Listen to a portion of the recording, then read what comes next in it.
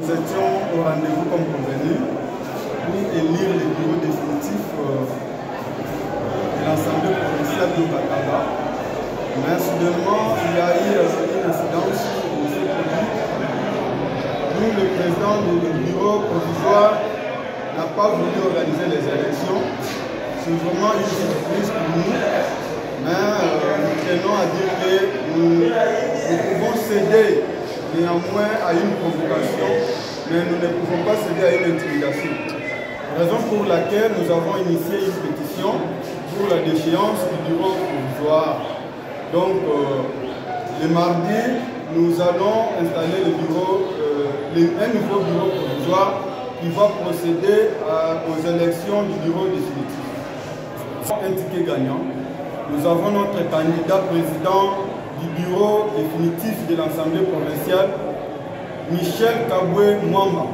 Donc, qu'il pleuve ou neige, c'est lui qui va passer comme président, peu importe les petits manœuvres qui sont en train d'organiser. Nous avons notre ticket gagnant.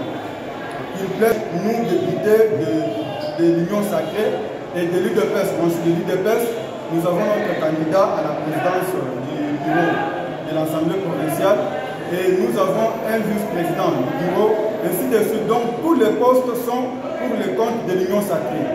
Mais le compte de l'UDPS, mon parti cher, c'est Michel Kabwe Mwamba qui est comme président de l'Assemblée provinciale du Haut-Katanga. Donc bon, nous reprochons le bureau provisoire d'avoir orchestré un désordre d'abord que nous avons observé aujourd'hui, parce qu'on nous avait invité d'assister à l'élection du bureau définitif. Mais jusque-là, nous ne comprenons pas quelle est la raison primordiale qui a fait sanctionner la plénière qui devait avoir lieu aujourd'hui. Il devrait d'abord ouvrir la plénière et nous dire la raison pour laquelle l'élection ne devrait pas se tenir. Mais soudainement, il nous envoie quelqu'un. D'ailleurs, il nous a manqué du respect. Vous envoyez quelqu'un d'autre pour nous dire qu'il n'y aura pas plénière aujourd'hui. Ça, c'est un manque de respect. Alors, par rapport à ce comportement, nous avons initié une pétition pour la déchéance du bureau en général. On peut accuser les députés de la circonscription de Sakanya, mais je ne pense pas qu'on peut accuser un député de l'UDPS de la circonscription de Sakanya.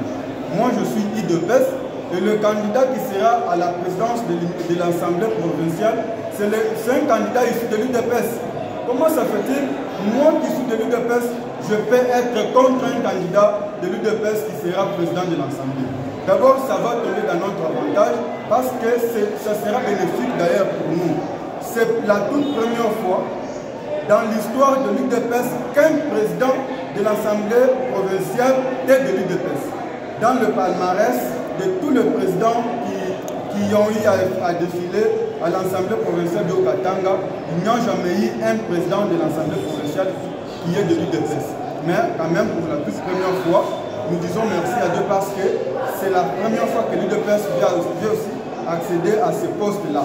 C'est la raison pour laquelle vous voyez au moins tous ces manœuvres, c'est parce qu'il y en a qui prétendent être sentinelles de la Haut-Katanga.